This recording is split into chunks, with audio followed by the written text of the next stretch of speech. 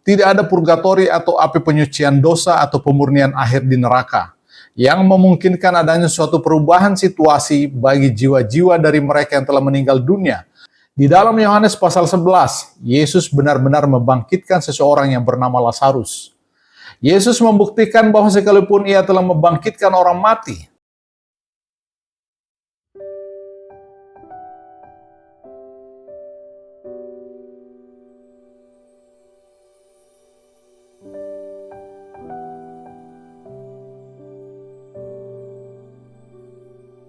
hari ini kita masih melanjutkan pembahasan kita mengenai perumpamaan yang dicatat di dalam Lukas 16 ayat 19 sampai 31, yakni tentang orang kaya dan Lazarus. Pada bagian kedua, kita sudah memahami beberapa poin penting. Pertama, mengenai doktrin sekali anak tetap anak. Dan melalui perumpamaan ini, Yesus ingin menegaskan bahwa sekalipun status kita sebagai anak Tuhan, itu tidak akan banyak menolong kita. Karena si orang kaya ini walaupun ia anak Abraham dan bahkan Abraham pun mengakuinya sebagai anak, namun orang kaya ini tetap masuk ke dalam neraka. Kedua, tidak ada purgatori atau api penyucian dosa atau pemurnian akhir di neraka, yang memungkinkan adanya suatu perubahan situasi bagi jiwa-jiwa dari mereka yang telah meninggal dunia melalui doa-doa dan kurban persembahan yang disampaikan oleh mereka yang masih hidup di dunia ini. Ketiga, jurang antara surga dan neraka itu tidak bisa diseberangi. Tidak ada jembatan apapun yang bisa menghubungkan kedua sisi itu. Oleh karenanya tidak ada orang yang bisa berpindah dari satu sisi ke sisi lainnya. Bahkan sekalipun Abraham ada di sana, ia tidak akan sanggup menolong kita. Jadi jika kita ingin menyeberang, Yesus menegaskan, menyeberanglah dari sekarang saat engkau masih hidup. Karena pada saat kita sudah mati, kita tidak akan bisa menyeberang. Menyeberang artinya bertobat. Bertobatlah dari sekarang, karena pada saat mati nanti kita tidak bisa bertobat. Itu sudah sangat terlambat. Orang kaya ini baru menyadarinya saat dia sudah mati, namun itu sudah sangat terlambat. Ia sudah berada di neraka, tidak bisa berpindah dan tidak bisa mendapat bantuan apapun dan dari siapapun. Setelah kita memahami persoalan tersebut, baru kita siap untuk memahami apa diagnosa Yesus terhadap kita melalui perumpamaan ini. Apakah Anda mengira bahwa dengan menerima Yesus sebagai Raja atas kehidupan Anda, maka hidup ini akan berubah menjadi sangat mengerikan bagi Anda? Mengapa sangat sulit bagi Anda untuk menerima Yesus, Juru Selamat yang ajaib ini, sebagai Tuhan dan Penguasa dalam hidup Anda? Apa penghalangnya? Inilah poin yang dibahas dalam perumpamaan ini. Kasih kita kepada dunia inilah yang selalu menjadi penghalang utamanya.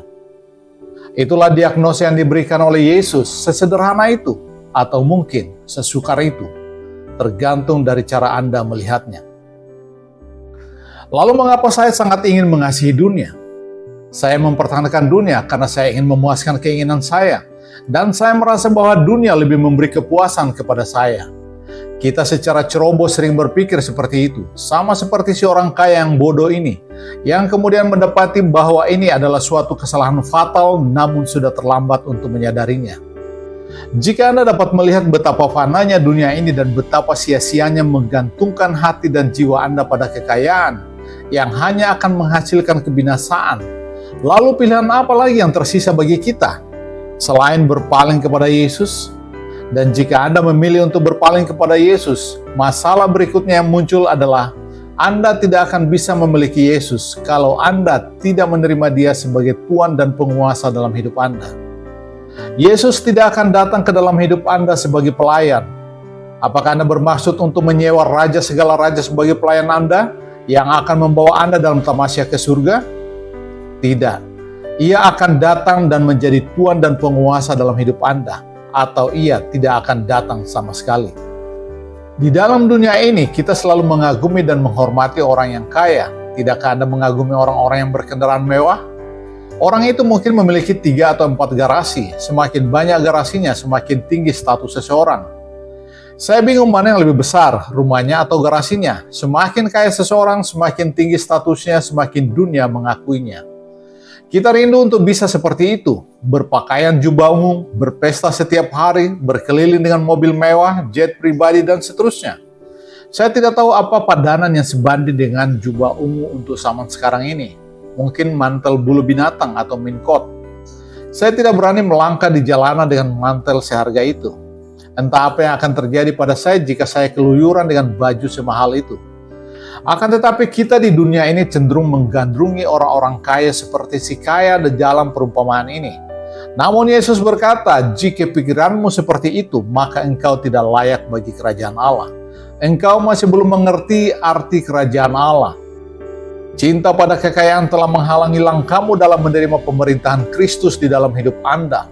Akan tetapi siapa yang mau mengalami keadaan seperti si Lazarus ini? Itulah persoalannya. Apa sebenarnya yang menghalangi Anda dan saya dalam menerima kerajaan Allah? Yesus menjawab, kasihmu kepada dunia, kepada kekayaan, itulah penghalangnya. Kiranya Allah berkenan membuka pengertian kita untuk dapat melihat betapa kekayaan itu hanya bersifat sementara saja.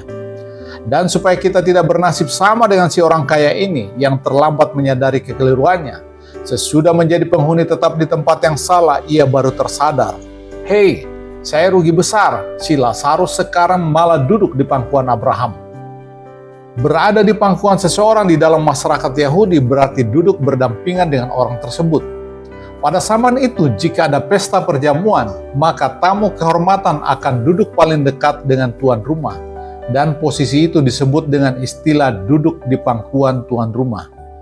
Sekadar ungkapan untuk menyatakan bahwa posisi itu sangat terhormat. Dan di dalam kerajaan Allah, Lazarus telah mendapat tempat yang terhormat. Perhatikan bahwa si orang kaya ini masih mencoba untuk berdalih. Ia berkata, jika saya berkesempatan untuk melihat orang yang bangkit dari kematian, saya pasti akan percaya. Tetapi saya tidak mendapat kesempatan itu. Sudikah Bapa menyuruh Lazarus datang kepada saudara-saudara saya? Dengan kesaksian dari orang yang bangkit dari kematian, mereka pasti akan percaya. Tetapi Abraham menjawab, sekalipun didatangi oleh orang yang dibangkitkan dari kematian, mereka tidak akan percaya. Karena persoalannya bukan terletak pada apakah Anda telah melihat mujizat atau belum. Persoalannya terletak pada hubungan Anda dengan dunia. Pahamilah poin ini baik-baik. Dan seperti biasanya, Yesus melakukan hal yang indah di dalam membuktikan pandangan itu. Di dalam Yohanes pasal 11, Yesus benar-benar membangkitkan seseorang yang bernama Lazarus. Yesus membuktikan bahwa sekalipun ia telah membangkitkan orang mati, orang-orang tetap saja tidak mau percaya. Yesus telah memberi bukti ketika Lazarus dibangkitkan dari dalam kubur. Apakah orang-orang Yahudi menjadi percaya? Ternyata tidak. Dan hal ini menguatkan pandangan Yesus. Akan tetapi jika Yesus tidak membangkitkan seseorang dari kematian, orang banyak akan segera berkomentar. Engkau tidak boleh berkata bahwa kesaksian orang yang bangkit dari kematian tidak memiliki pengaruh karena engkau sendiri tidak punya bukti akan hal itu. Dan tindakan Yesus dalam membangkitkan Lazarus dari kematian adalah bukti nyata yang mendukung pendapatnya. Bahwa kesaksian orang yang dibangkitkan dari kematian tidak akan berpengaruh apa-apa. Israel tidak secara otomatis bertobat, tetapi mereka malah bertambah menjadi jahat. Yohanes 12 ayat 9-10. Allah sudah sangat bermurah hati kepada kita. Ia bahkan memberi kita kesempatan untuk bertobat dan menerima Yesus sebagai Raja atas hidup kita. Pada hari penghakiman nanti, tidak akan ada alasan apapun yang dapat kita ajukan kepadanya. Yohanes 8 ayat 31-32. Jikalau kamu tetap dalam firman-Ku, kamu benar-benar adalah murid-Ku, dan kamu akan mengetahui kebenaran, dan kebenaran itu akan memerdekakan kamu.